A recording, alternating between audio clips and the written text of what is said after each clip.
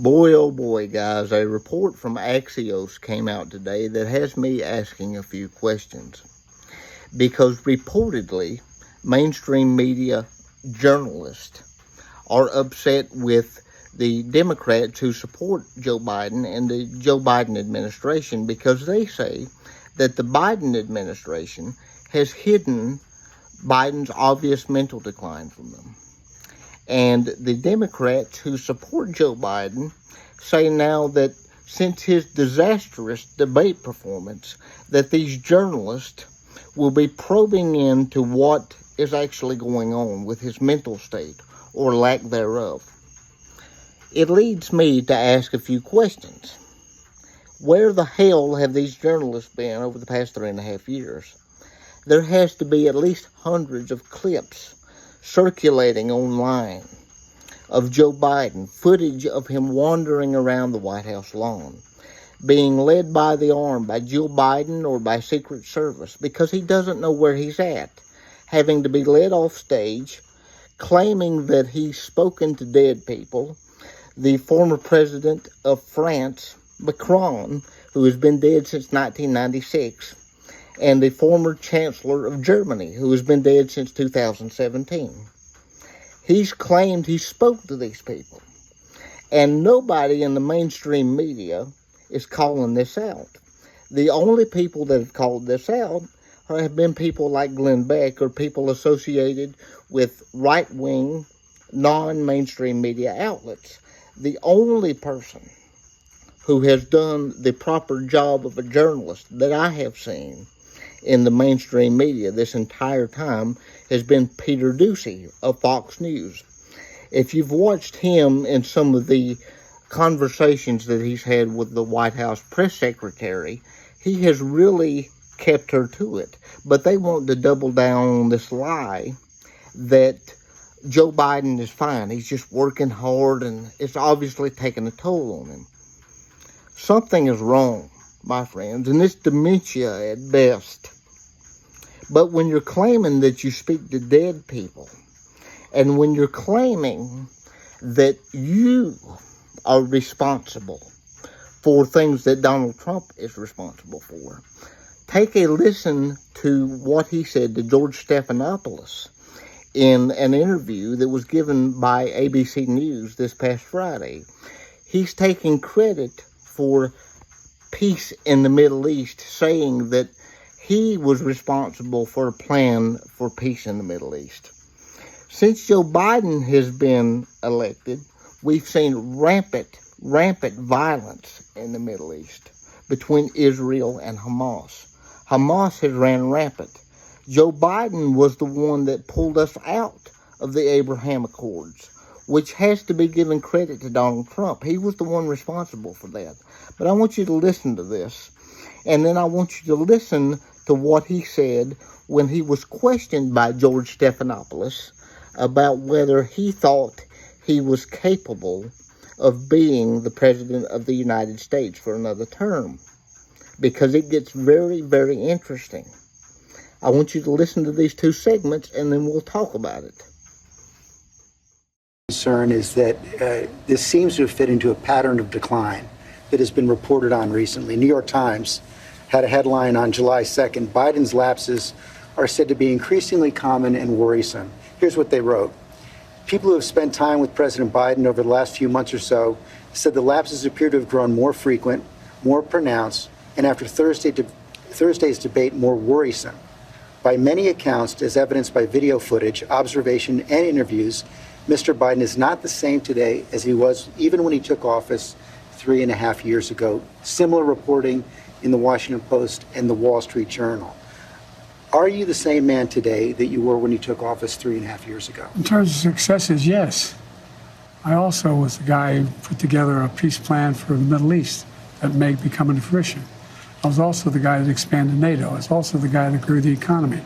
All the individual things that were done were ideas I had or I fulfilled. I moved on. And so, for example, well, that was true then. What's Biden done lately? Today, just announced 200,000 new jobs. We're moving in a direction that I do every single thing I've done. Every single thing. I understand that, and I understand that's why you want to stay in the race, but have you convinced yourself that only you can defeat him? I convinced myself of two things. I'm the most qualified person to beat him, and I know how to get things done. If you can be convinced that you cannot defeat Donald Trump, will you stand down? It depends if the Lord Almighty comes out and tells me that, I might do that. Well, I mean, on a more practical level, Washington Post just reported in the last hour that Senator Mark Warner is assembling a group of senators together to try and convince you to stand down because they don't think you can win. Well, Mark is a good man. We've never had that. He also tried to get the nomination too. Mark and I have a different perspective. I respect him. And if Chuck Schumer and Hakeem Jeffries and Nancy Pelosi come down and say, we're worried that if you stay in the race, we're going to lose the House and the Senate, how will you respond? I go into detail with them. I've spoken to all of them in detail, including Jim Clyburn. Every one of them. They all said I should stay in the race. Stay in the race. None of the people said I should leave. But if they do? Well, it's like, they're not going to do that. You sure? Well, yeah, I'm sure. Look, I mean, if the Lord Almighty came out and said, Joe, get out of the race, I get out of the race, the Lord Almighty's not coming down. I mean, these hypotheticals, George, But it's not that hypothetical anymore. I grant that they have not requested the meeting, but it's been reported. Well, I've met with them. I've met with a lot of these people. I've talked with them regularly. I had an hour conversation with Hakeem. I had more time with that than Jim Clyburn. I spent time with many hours off and on the last little bit with Chuck Schumer. It's not like I had all the governors. I agree that the Lord Almighty is not going to come down, but if you are told reliably from your allies, from your friends and supporters in the Democratic Party, in the House and the Senate, that they're concerned you're going to lose the House and the Senate if you stay in, what will you do? I'm not going to answer that question. It's not going to happen. So there you have it. Joe refuses to take a neurological or psychological exam, and it doesn't matter whether Senate Democrats or House Democrats or Democratic advisors advise him to step down. He refuses to do so. Anything barring a revelation from the Lord that he should step down would keep him in office. His arrogance will be his own undoing. In fact, Donald Trump is leading Joe Biden right now according to every major poll, and I'll post a link to that in the description of this video as well if you'd like to see it. But he is leading by at least 6 points according to just about every major poll. This is looking good for Trump because the more his mental state and his mental decline is exposed, the worse his poll numbers get. And I believe what's going on here is the mainstream media reporters, the ones who have refused to address his mental decline, are now being forced to do so. And it remains to be seen what they will actually do. But Democrats are concerned that they will now be forced to probe into what's actually going on. You don't need a reporter. You don't even need me to tell you that something's wrong with Joe Biden. In that interview with George Stephanopoulos that took place on Friday, he took credit for the Abraham Accords, which Donald Trump did. He claims that he is in the perfect mental state to run the country for 4 more years, and that there's nothing that will stop him from running the country for 4 more years. And he doubled down and he tried to say that Donald Trump was a chronic liar. He wants to make everything about Trump instead of addressing the questions of their own interviewers who are questioning him about his mental state. Answer the questions, Joe. Or are you that out of it? I think this is looking very good for the Trump campaign. And if they don't decide to do something by making him step down and perhaps invoking the 25th Amendment, which only Kamala Harris can do, President Trump will be the President of the United States. There is no way that Joe Biden could win a fair election. Not like this. Not after this disastrous interview, which I will post in the description below if you'd like to watch it, because I'm telling you, my friends, it was hard to watch. And this should be noted. I believe that it is elder abuse what is going on, because it has been reported, according to the New York Times, that Hunter Biden and Jill Biden are the ones pulling the strings, pushing for Biden to remain in office, forcing him to run the campaign to be in the White House for another 4 years. At this point, can we not see that this is elder abuse? He should be in a nursing home, not running the free world. And I believe, as I always have, that sunlight is the best disinfectant. If Trump wants to win the White House again, all he really needs to do is just shut up and let Biden keep running his mouth.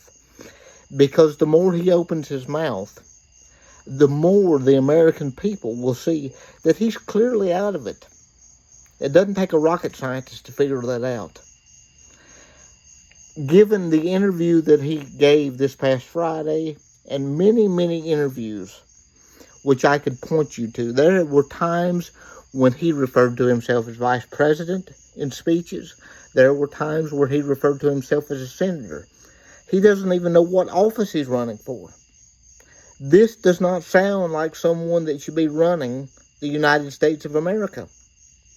And I believe all Trump would have to do to help his campaign is just let Biden be Biden, because he's running it into the ground all by himself. Donald Trump is ahead, according to just about every major poll, by at least 6 points at this point. And the more Biden opens his mouth, he's just going to keep increasing that lead more and more and more. And I believe that we as the American people, regardless of how you feel about Donald Trump, can all agree this man is not the one that should be running our country. He should be in a nursing home and far away from anyone so he can't hurt himself or anybody else. We should not be subject to being under his leadership, because it's hurting all the rest of us. Peter Baker of the New York Times White House correspondent, even said in that same Axios report that no one is going to take what the New York Times has to say at face value anymore. And they shouldn't, because they have been covering up for Biden for a long time. And I think now, only now, are these reporters being forced to do their job. It's not because they want to. But, as I've said before, sunlight is the best disinfectant. And so keeping that in mind, please do me a favor. Please share this video. Like it because it helps the algorithm out. And please subscribe to my channel for more content. We've got to get this message out. I'm trying to do the best I can to grow an army of radical freedom lovers who really care about this country. And if you subscribe to this channel, it helps grow this channel and helps me get the message out to more people. I'll see you in the next video, guys.